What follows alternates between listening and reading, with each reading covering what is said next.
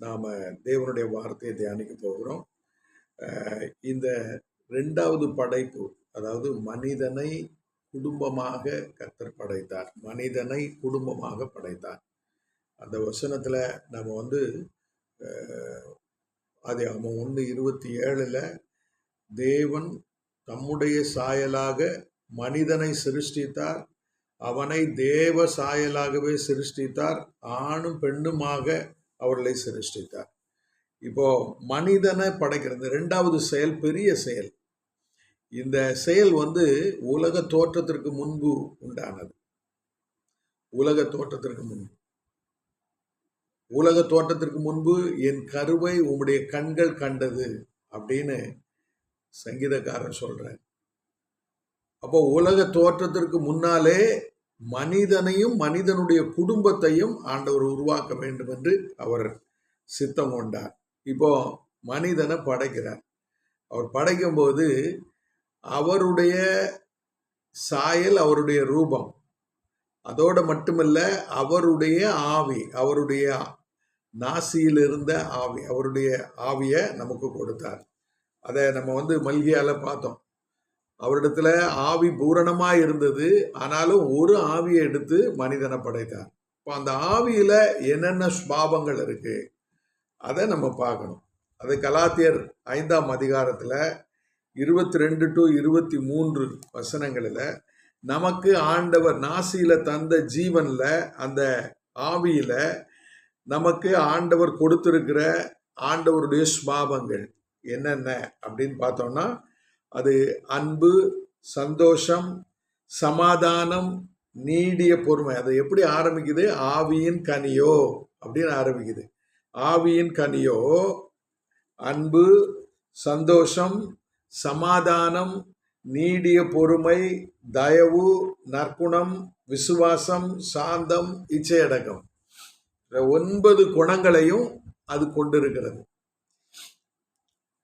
இப்போ பாருங்க, நம்முடைய ஆவியில அன்பு, சந்தோஷம், இந்த 9 சுபாவங்களும் இருக்கு நம்முடைய ஆவியில, உள்ளான மனுஷன்ல. அது குறித்து வேதம் என்ன சொல்லுகிறதுனா, 1 பேதுரு, நீங்க அந்த வசனத்துக்கு வாங்க. 1 பேதுரு அந்த 2ஆம் அதிகாரம் 3ஆம் அதிகாரம் 4ஆம் வசனம். 1 பேதுரு 3ஆம் அதிகாரம் 4ஆம் வசனம். அழியாத அலங்கரிப்பாய் இருக்கிற சாந்தமும் அமைதலும் உள்ள ஆவியாகிய இருதயத்தில் மறைந்திருக்கிற குணமே. அப்போ இந்த மனுஷன் உள்ளான மனுஷன், மறைவான மனுஷன்னு பேரு. ஆவிக்கு பேரு, இன்னொரு பேரு மறைவான மனுஷன். இந்த ஆவியில என்னெல்லாம் இருக்கு அப்படின்னா, இந்த 9 குணங்கள்: அன்பு, சந்தோஷம், சமாதானம், நீடிய பொறுமை, தயவு, நற்குணம், விசுவாசம், சாந்தம், இச்சையடக்கம். இது ஆதாமுக்கு கர்த்தர் கொடுத்தார். ஆதாமிலிருந்து ஏவாளுக்கு வந்தது. அந்த ஜீவ வழியை நம்ம புரிஞ்சுக்கணும். ஜீவ வழி எப்படி? ஜீவ வழி, ஜீவனுக்கான ஆதாரம் அது எங்கிருந்து வருகிறதுனா தேவனிடத்திலிருந்து வருகிறது. அது முந்தி யாரிடத்துல வந்தது? ஆதாமுக்கு வந்தது. அதற்கப்புறம் ஆதாமினுடைய விலா எலும்பின் மூலமா ஸ்திரீக்கு வந்தது.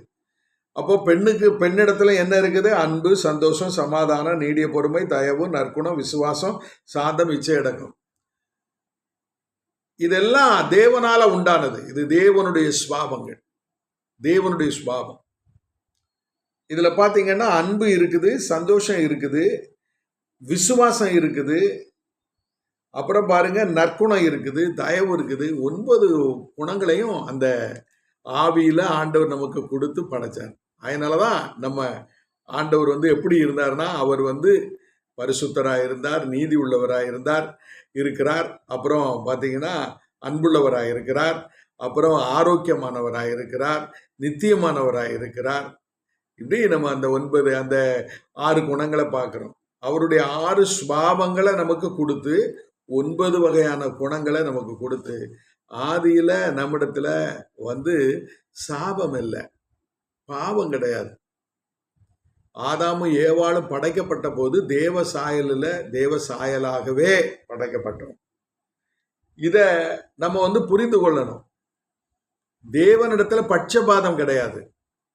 இவன் ஆணு இது பெண்ணு, அதனால இதை கொஞ்சம் குறைச்சுதான் படைக்கணும். அப்படி பட்சபாதம் கிடையாது. தேவனிடத்துல பட்சபாதம் இல்லை. பெண்ணை படைக்கும் போது ஆணினுடைய சரிபாதியா படைச்சார். அப்போ ஆணை 100% உருவாக்கி பெண்ணை உருவாக்கும் போது ஆணை சரிபாதி 50 குறைச்சி அந்த மீதி 50 சுபாவங்கள், அதாவது அந்த சரீரத்தை திரும்பவும் 50% உருவாக்கி அவர்களை 2 பேரையும் தனி ஆத்துமாக்களா மாத்தினார். ஜீவ ஆத்துமாக்களா. எப்படி ஆதாம் உண்டாக்கப்பட்ட போது நாசியில ஜீவ சுவாசத்தை ஊதி அவனை ஜீவ ஆக்கினார். அதே போல பெண்ணையும் அந்த எலும்பு, ஜீவனுள்ள எலும்புல இருந்து எடுத்து அவளை ஒரு பெண்ணா மாற்றி அவளையும் ஜீவ ஆத்துமாவானார். இப்ப 2 பேரும் 2 ஆத்துமா. பிறக்கிற ஒவ்வொரு குழந்தையும் ஒவ்வொரு ஆத்துமா. அந்த குழந்தை பெற்றோருடைய கண்காணிப்புல இருக்கிற வரைக்கும் அது 50%. திருமணமான உடனே ஆணும் பெண்ணும் இணைஞ்ச உடனே, அவர்களுக்கான துணையை கண்டுபிடிச்ச உடனே, அவர்கள் இருவரும் சேர்ந்த உடனே, திருமணத்துல இணைத்து வைக்கப்பட்ட உடனே அவர்கள் முழு மனிதர்களாக மாறுகிறார்கள். இப்போ ஆணை குறித்து பெண்ணோ, பெண்ணை குறித்து ஆணோ மேன்மை பாராட்ட ஒன்றுமே இல்லை. ஒருவருக்காக ஒருவர் படைக்கப்பட்டிருக்கிறோம். நம்ம திருமணத்தினுடைய சிறப்பு என்னன்னா, தேவனால் உண்டானதுனால திருமணத்துல ஆதாமுக்கு கொடுக்கப்பட்ட ஏவாள் அவள் பூரணமான படைப்பு. ஆதாமுக்குரிய ஏவாள் ஆதாமுக்காகவே படைக்கப்பட்டாள். ஆதாமைக்கு உரிய ஏவாள் உலகத்துல வேற எங்க தேடினாலும் கிடைக்காது. இப்போ ஏவாள் ஆதாமுக்கு உரியவள், ஆதாம் ஏவாளுக்கு உரியவள் என்று கர்த்தர் ஆதியில அதை படைச்சார். அப்படி படைச்சிட்டு அவர்களுக்கு இந்த சுபாவங்களை கொடுத்து அவர்களை சொன்னது முதல் காரியம் என்னன்னா, நீங்க 2 பேரும் தனியா இருக்காதங்க, ஒன்னா இருங்க, நீங்க சரீரத்துல இணைஞ்சிருங்க, சிந்தையில இசைந்துருங்க, நீங்க ஒருவரை ஒருவர் பண்படுத்துங்க, ஒருவரை ஒருவர் பாதுகாத்துக் கொள்ளுங்க. இதுதான் திருமணத்தினுடைய முக்கியமான தேவன் நமக்கு இட்ட நியமங்கள். கணவனும் மனைவியும் திருமணத்திற்கு பிறகு எதையும் மறைக்க கூடாது. கணவனும் மனைவியும் ஒன்றாய் இருக்கணும், ஒன்றாய் இருந்து பிள்ளைகளை பெறணும். அந்த பிள்ளைகள் ஒவ்வொன்றும் ஒவ்வொரு ஆத்துமா, அது ஜீவன், தேவனுடைய ஜீவன் அப்படியா அது பிரிந்து உலகமெங்கும் அது போகிறது. ஸோ இந்த ஒரு தேவனுடைய திட்டத்தை நம்ம புரிந்து கொண்டு நாம ஆண்டவருடைய சித்தத்தை நிறைவேற்றணும். இப்ப பாருங்க, தோழன் தோழி. இப்ப நீங்க பாத்தீங்கன்னா, ஆதாமுக்கு ஏவாள் இல்லாள், ஏவாளுக்கு ஆதாம் தலையா ஆண்டவர் கொடுத்திருக்கிறார். ஆதாமுக்கு ஏவாள் சரீரமா இருக்கிறார். இப்ப சரீரமும் தலையும் இணைஞ்சிருந்தாதான் ஒரு முழுமையான ஒரு செயலாக்கத்தை, அதாவது ஜீவனை பார்க்க முடியும். அப்ப 2 பேரும், அதாவது கணவன் தலைனா மனைவி சரீரம். இப்போ திருமணத்துல அவர்கள் இருவரும் ஒன்றாய் இருக்க ஆண்டவர் விரும்பினார். அதற்கு அவர்களுக்கு கொடுத்த உறவு என்னன்னா, தோழி தோழன் என்ற உறவு. நீங்க மல்கியாவினுடைய புத்தகத்துல 2ஆம் அதிகாரத்துல, மல்கியா கடைசி அதிகாரம், அதாவது பழைய ஏற்பாட்டுல கடைசி புத்தகம் 2ஆம் அதிகாரத்துல 14ஆம் வசனத்துல பாத்தீங்கன்னா, ஏன் என்று கேட்கிறீர்கள், கர்த்தர் உனக்கும் உன் இளவயதின் மனைவிக்கும் சாட்சியாய் இருக்கிறார், உன் தோழியும் உன் உடன்படிக்கையின் மனைவியும். இதை நம்ம கவனிக்கணும். இப்போ ஆதாம்கிட்ட கர்த்தர் பேசும்போது அவர் என்ன சொல்றாரு, இளவயதின் மனைவிக்கும் உன் இளவயதின் மனைவிக்கும், உனக்கும் உன் இளவயதின் மனைவிக்கும் சாட்சியாக இருக்கிறார். அப்போ திருமணத்துல முதல் சாட்சி யாரு அப்படின்னா, தேவன் சர்வ வல்லவர். அவர் தான் முதல் சாட்சி. ஏன்னா அவர் திருமணத்தை ஏற்படுத்தியவர். படைப்புல மனிதனை படைக்கிறது எப்படி அவர் முக்கியத்துவம் கொடுத்தாரோ அதே போல திருமணத்தை உண்டாக்கவும் அவர் மிக முக்கியமா அதுக்கு ஒரு முக்கியத்துவம் கொடுத்திருக்கிறார். படைப்பும் திருமணமும், ஆதாமும் ஏவாளையும் ஆண்டவர் உருவாக்கி அப்படியே விட்டு விடல, அவர்களை இணைத்து வைத்தார். மற்ற மிருகங்களா அப்படி கிடையாது. அது பிறக்கும் போதே, அதாவது அதை உண்டாக்கும் போதே, வார்த்தையினால உண்டாக்கும் போதே அவைகளை ஜோடி ஜோடியா ஆண்டவர் உண்டாக்கிட்டார், விதவிதமா உண்டாக்கிட்டார். ஆனா மனிதனை படைக்கும் போது, மனிதனையும் மனுஷியையும் படைக்கும் போது அவர்களை மீண்டும் இணைத்து வைக்கிறார். அதான் ரொம்ப முக்கியமானது. திருமணம் மனிதனுக்குள்ள ஏன் சிறப்பானதுன்னா அது தேவனுடைய திட்டம். அப்போ மனிதனை அப்படியே படைச்சிட்டு, மனுஷிய படைச்சிட்டு நீங்களா சேர்ந்துக்கங்கன்னு ஆண்டவர் விடலை. ஆதாம் இருக்கிற இடத்திற்கு ஏவாளை அழைச்சு கொண்டு வந்தார். இன்றைக்கு பெண்ணு தாய் வீட்டை விட்டுட்டு கணவன் வீட்டுக்கு வருகிறாங்க. ஏன் புருஷன் மனைவி வீட்டுக்கு போல? அது அப்படிதான் ஆண்டவர் செய்தார். ஏன்னா ஆதாம் முதலாவது உண்டாக்கப்பட்டான், ரெண்டாவது ஆதாமிலிருந்து பெண்ணை உருவாக்குனாரு. இப்போ ஆண்டவர் பெண்ணை உருவாக்கின பிறகு நீங்க 2 பேரும் சேர்ந்துக்கங்கன்னு அப்படி போகல. அவர் என்ன செய்யறாருன்னா மிக பொறுப்பா ஆதாமினுடைய துணைய அவரே கூட்டிட்டு ஆதாமோட இணைக்கிறார். இப்போ பெண்ணு ஆதாமினுடைய வீட்டிற்கு வருகிறான். நீங்க சங்கீதம் 40ஆம் அதிகாரத்துல ஒரு 45ஆம் அதிகாரம் என்று நினைக்கிறேன். சங்கீதம் 45 நீங்க பாருங்க. அங்கே ஒரு காரியத்தை சங்கீதக்காரன் மூலமா கர்த்தர் சொல்லுவார். அதாவது புகுந்த வீடு, பிறந்த வீடு பெண்ணுக்கு தாய் வீடு, தகப்பன் வீடு. ஆதாமுக்கு பிறந்த வீட்டில் தான் அவன் இருக்கிறான், திருமணம் அங்கதான் நடக்குது. அதனால பெண்ணு தாய் வீட்டை விட்டுட்டு தகப்பன் இந்த புகுந்த வீட்டுக்குள்ள வருகிறான். அப்படி வரும்போது ஆண்டவர் சொல்ற காரியம் என்னன்னு கேளுங்க. நீங்க கணவனும் மனைவியும் இணைக்கப்படும் போது, இப்ப ஆதாம் சொன்னது என்ன சொன்னா அப்படின்னா, அந்த 2ஆம் அதிகாரம், ஆதியாகமம் 2ஆம் அதிகாரத்துல 24ஆம் வசனத்தை நீங்க பாத்தீங்கன்னா, இது நிமித்தம் புருஷன் தன் தகப்பனையும் தன் தாயையும் விட்டு தன் மனைவியோடு இசைந்திருப்பான். இப்போ தகப்பன் வீட்டுல இருக்கிற இந்த ஆதாம் தகப்பனை விட்டு தாயை விட்டு மனைவியோடு இசைந்திருப்பான். அதாவது விட்டு விட்டு இல்ல, விட்டு விட்டுனா கையை கழுவுறது, தாயின் தகப்பனையும் கையை கழுவுறது இல்ல. கையை கழுவ கூடாது. நீ தகப்பன் வீட்டுல தான் இருக்கிற, தகப்பன் பெற்றோரோட தான் இருக்கிற, ஆனா பெற்றோரோடு இசைந்து இருக்க முடியாது. மனைவியோடு இசைந்து இருக்கணும். பெற்றோரோடு இருக்கணும், மனைவியோடு இசைந்து இருக்கணும். ஆனா மனைவிக்கு அப்படி கிடையாது. தகப்பன் வீட்டை விட்டு விடணும், விட்டு விட வேண்டும். இங்க பாருங்க, சங்கீதம் 45:10 வாசிக்கிற பாருங்க. குமாரத்தியே கேள், உன் செவியை சாய்த்து சிந்தித்துக்கொள், உன் ஜனத்தையும் உன் தகப்பன் வீட்டையும் மறந்து விடு. தகப்பனையும் தகப்பன் வீட்டை மறந்துடணும் அப்படின்னு பெண்ணுக்கு சொல்றாரு. அப்படின்னா என்ன?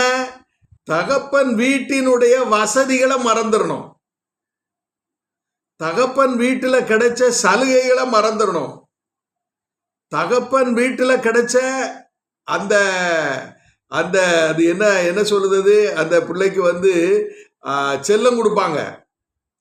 தகப்பன் வீட்டுல கிடைச்ச செல்லத்தெல்லாம் மறந்துடணும். அங்க கேட்ட அங்க உனக்கு கொடுத்த உரிமைகளை மறந்துடணும். அந்த உரிமையை புருஷன் வீட்டுல கேட்கக்கூடாது, கிளைம் பண்ணக்கூடாது. அதை மறந்துருமா? அது பாஸ்ட், அது முடிஞ்சு போனது. இப்போ நீ உன் புருஷனோட இணைஞ்சுக்கோ. இப்போ நீ உனக்கு தேவையானதெல்லாம் நீங்க தான் கட்டி எழுப்பிக்கிறணும், சகலத்தையும் கட்டி எழுப்பிக்கிறணும். தகப்பன் வீட்டில் கிடைச்ச எல்லா அதிகாரத்தையும், எல்லா வசதிகளையும், எல்லா வகையான காரியங்களையும் இப்போ நீ உண்டாக்க, அதாவது நீங்க 2 பேரும் உங்க 2 கைகள் 4 கைகள் சேர்ந்து அதை கட்டி எழுப்பணும். வீடு வேணுமா, நீங்க 2 பேரும் உழைச்சு கட்டிக்கங்க. பிள்ளைகளை பெறுவீர்களா, 2 பேரும் சேர்ந்து பிள்ளைகளை பெறுங்க. வீட்டில் உள்ள எல்லா பொருட்களும் உங்களுக்கு வேணுமா, வசதியா வேணுமா, நீங்க 2 பேரும் உழைத்து அதை உருவாக்கி கொள்ளுங்க. அவர் உனக்கு தலையா இருந்தா, அவர் உனக்கு ராஜாவா இருந்தா நீ ராஜாத்தி, நீ ராஜாத்தினா அவர் ராஜா.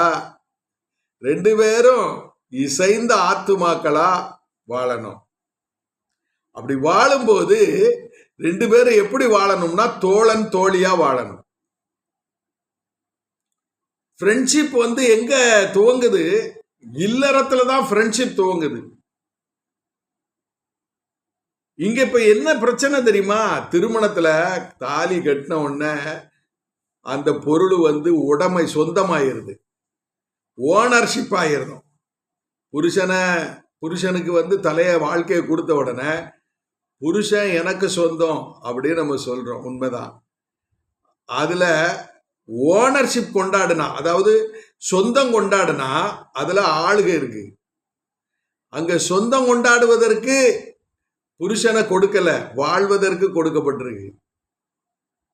மனைவிய தாலி கட்டின உடனே சொந்த பொருள், ஒரு மேசை, ஒரு டேபிள், ஒரு கட்டில் மாதிரி எடுத்துக்கிறதும். அப்படி இல்லை, அது சொந்த பொருள் தான்.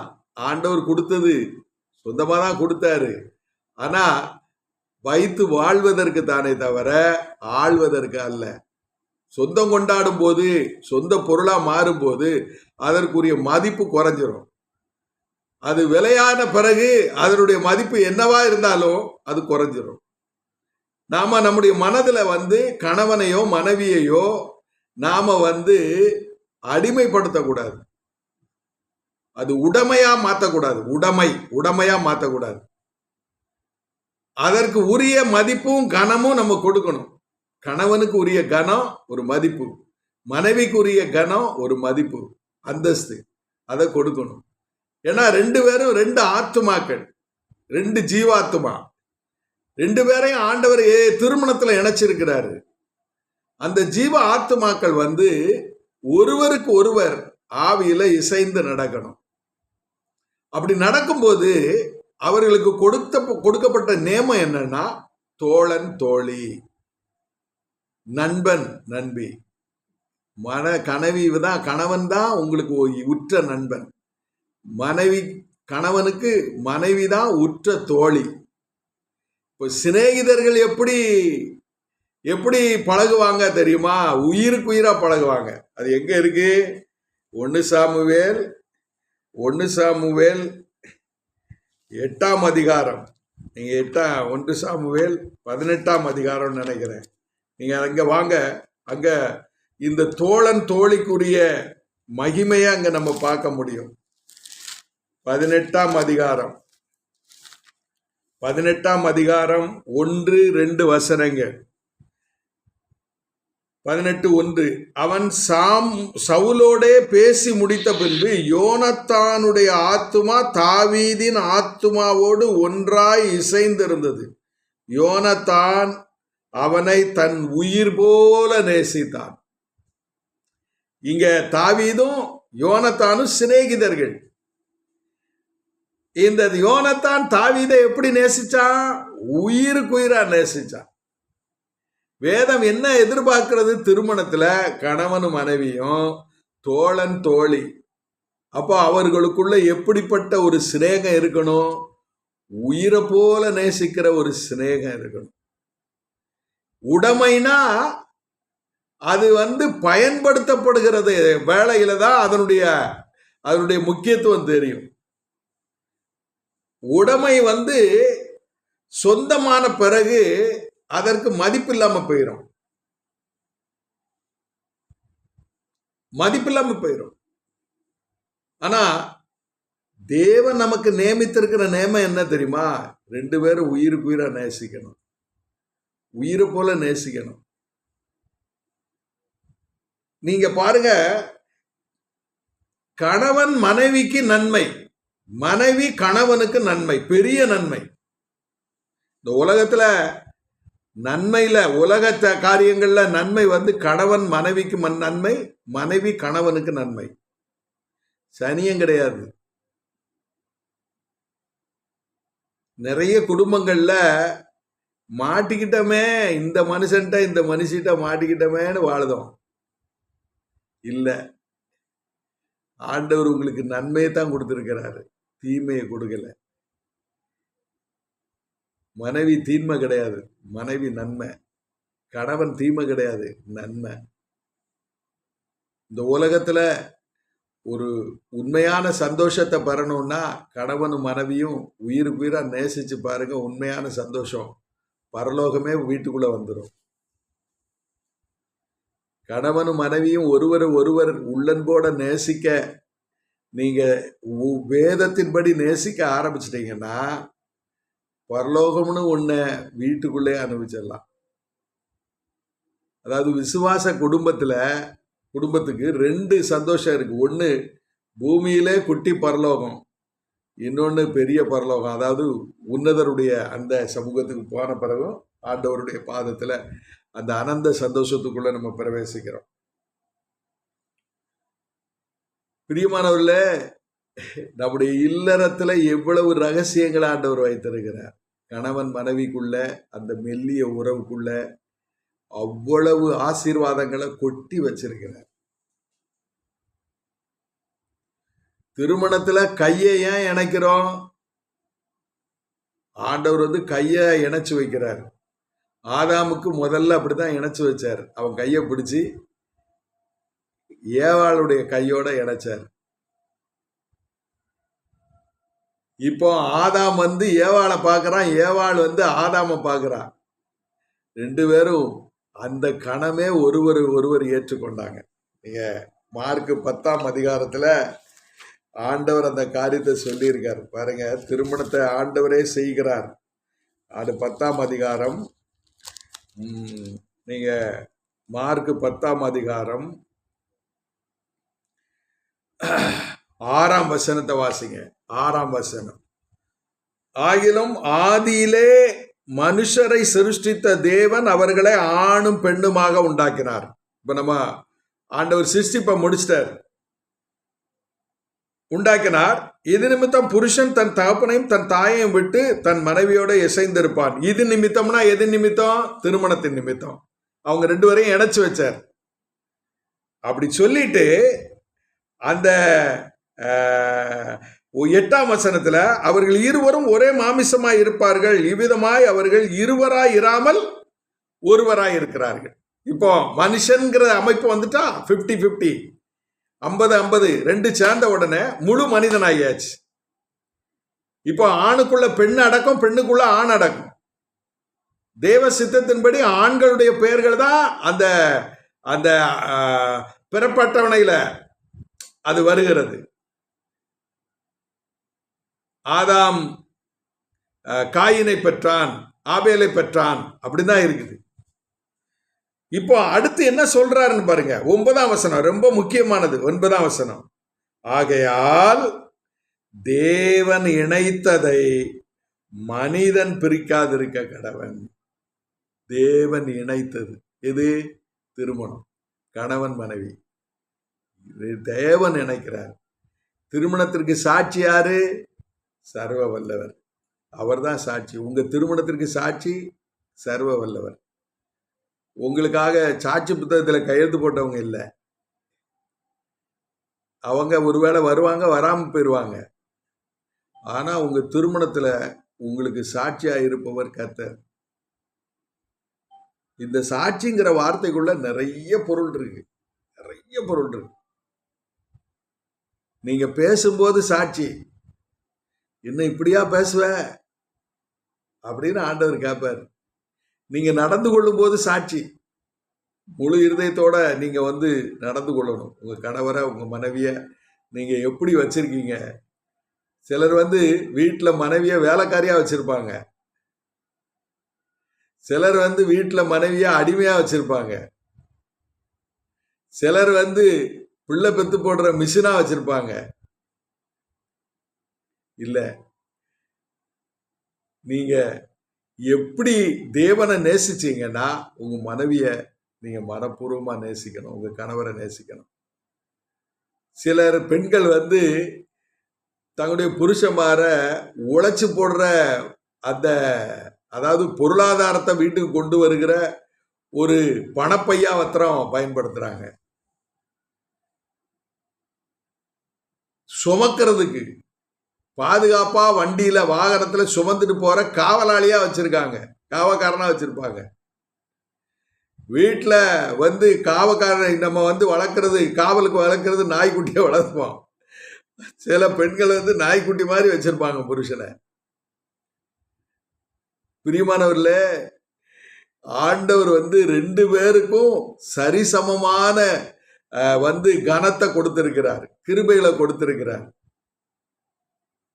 புருஷன் இல்லாம மனைவி இல்ல, மனைவி இல்லாம புருஷன் கிடையாது. திருமணத்திற்கு பிறகு இருவரும் பிரிந்திருக்க கூடாது, இருவரும் சேர்ந்து வாழணும். சேர்ந்து வாழும் போதுதான் ஒருவருக்கு ஒருவர், ஒருவருக்காக ஒருவர் உருவாக்கப்பட்டதை நீங்க புரிந்து கொள்ள முடியும். அந்த இணைப்புல தான் வந்து சந்தோஷம், சமாதானம், நீடிய பொறுமை இதெல்லாம் வருகிறது. கணவன் மனைவி முழுமை அடைவது எதுல? சேர்ந்து வாழ்வதில் தான் இருக்கு. இங்க வேதம் என்ன சொல்லுகிறது? தேவன் இணைத்தவர்களை மனிதர் எவரும் பிரிக்காதிருக்க கடவன். அதாவது வசனம் சொல்லுது, தேவன் இணைத்ததை மனுஷன் பிரிக்காதிருக்க கடவன். கணவனோ மனைவியோ திருமணத்தை வேண்டான்னு சொல்லக்கூடாது. முதல்ல யார் வேண்டாம்பா? 2 பேர்ல ஒருத்தர், அதுக்கப்புறம் அவருடைய பெற்றோர், அதுக்கப்புறம் பலர் வந்து உள்ள வந்துருவாங்க. அதாவது திருமணத்திற்கு உள்ள, திருமண உறவுக்குள்ள வேற யாருக்கும், வேறு ஒரு மனிதருக்கு அங்க இடமே கிடையாது. கணவன் மனைவி உறவுக்குள்ள 3வது நபருக்கு இடமே இல்லை. அது தகப்பனா இருக்கலாம், தாயா இருக்கலாம், இல்ல வேறொரு மனிதனா இருக்கலாம், இல்லைன்னா நீங்க விரும்புற ஒரு நபரா இருக்கலாம். யாரா இருந்தாலும் சரி, அங்க திருமணத்துக்கு உள்ள அங்க இடம் கிடையாது. நீங்க உங்க வீட்டுக்குள்ள நடக்கிறதெல்லாம் உங்க பெற்றோருக்கு எழுதணும்னு அவசியம் கிடையாது. நல்லது நடந்தா சொல்றீங்களா? எவ்வளவோ காரியம் நல்லது நடக்க, கணவன் மனைவிக்குள்ள எவ்வளவோ நல்ல விஷயங்கள், அன்பான விஷயங்கள், விரும்பத்தக்க விஷயங்கள் நடக்குது.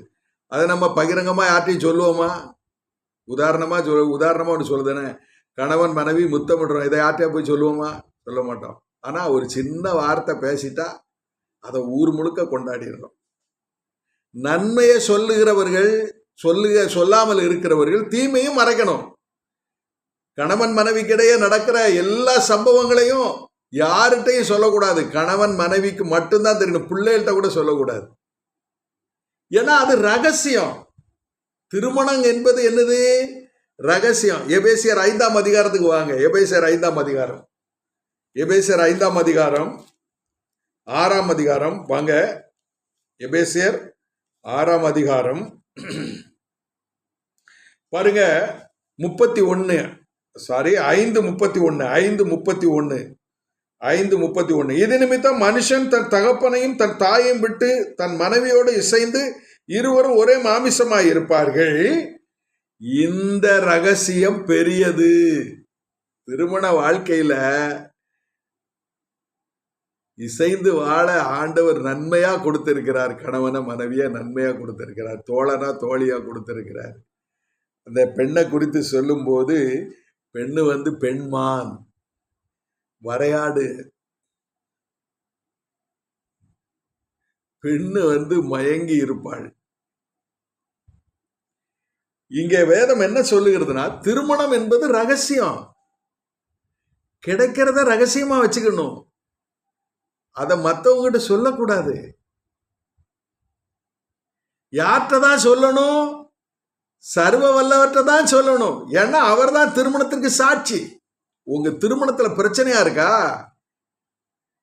உங்க பிரச்சனையை நீங்க கர்த்தரிடத்துல கொண்டு போங்க.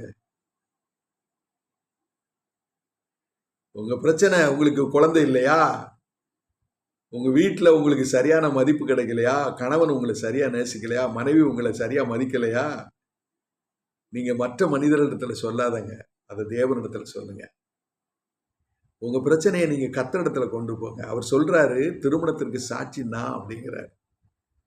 உன் இளவயதின் மனைவிக்கு நீ துரோகம் பண்ணினாயே, உன் இளவயது புருஷனுக்கு நீ துரோகம் பண்ணினாயே, அந்த திருமணத்திற்கு சாட்சி நான் அப்படின்னு சொல்ற. உடன்படிக்கையின் மனைவி, உடன்படிக்கையின் புருஷன், இரத்த சம்பந்தமான புருஷன், இரத்த சம்பந்தமான மனைவி. நல்லதெல்லாம் நம்ம மூடி மறைச்சிருந்தோம். ஒண்ணு எதிரா நடந்த உடனே வெகுண்டு எழுந்து திருமணத்தையே உடைச்சிடுறோம். 100 நன்மை நடந்திருக்கு. ஆனா அந்த நன்மைய எண்ணி பார்க்கறது இல்ல. ஒரு தீமை நடந்திருக்கு. ஒண்ணு மனசுக்கு ஒரு ஒரு கஷ்டத்தை கொடுத்தது. உடனே அதை ஊரெல்லாம் சொல்லி அதை ஊதி பெரிதாக்கி இல்லறதையே உடைச்சிடுறோமே, தேவ திட்டத்தையே நொறுக்கிடுறோமே. அப்படி இல்லை. கணவன் மனைவியை ஆண்டவர் படைச்சாரு. அவர்கள் சேர்ந்து மரணம் வரைக்கும், மரணம் நம்மை பிரிக்கும் வரைக்கும் சேர்ந்து வாழணும். நன்மையோ தீமையோ சேர்ந்து வாழ்வதில் தான் சுகம் இருக்கிறது, வளம் இருக்கிறது, வாழ்வு இருக்கிறது. இந்த காலை வேளையில ஆண்டவருடைய சன்னிதானத்துல கர்த்தர் நமக்கு தந்த துணைக்காக கர்த்தரை துதிப்போம். ஆனா நம்முடைய கணவனா இருந்தா, மனைவியா இருந்தா கணவனுக்காக, மனைவியா இருந்தா கணவனா இருந்தா மனைவிக்காக கர்த்தரை துதிப்போம். நீர் தந்தது பரிபூர்ணமான பரிசு ஆண்டவரே, உன்னதமான பரிசு ஆண்டவரே. நாங்கள் உண்மை நேசிக்கிறோம். எங்களுக்கு நீர் தந்த நன்மையும் நேசிக்கிறோம் ஆண்டவரே. கிருபை உண்டாகட்டும். நல்ல ஆண்டவரே, இந்த காலை வேளைக்காக துதிக்கிறோம். திருமணத்துல நீர் எவ்வளவு ரகசியங்களை வைத்திருக்கிறீர். நன்மையை கர்த்தாவே நாங்கள் அனுபவிக்கிற நாங்கள் தீமைக்கு எதிர்த்து நிற்க பழகி கொள்ளட்டும் ஆண்டவரே. தீமைக்கு எதிர்த்து நின்று போராடி ஆண்டவரே ஜெயம் பெற எங்களுக்கு உதவி செய். காலை வேளையில நன்மையினால் நிரப்புவீராக. உம்மையே நோக்கி பார்த்து உம்மையே கர்த்தாவை சார்ந்து கொண்டு வாழ எங்களுக்கு உதவி செய்யும். இயேசுவின் நாமத்தில் வேண்டுகிறோம் நல்ல பிதாவே, ஆமென்.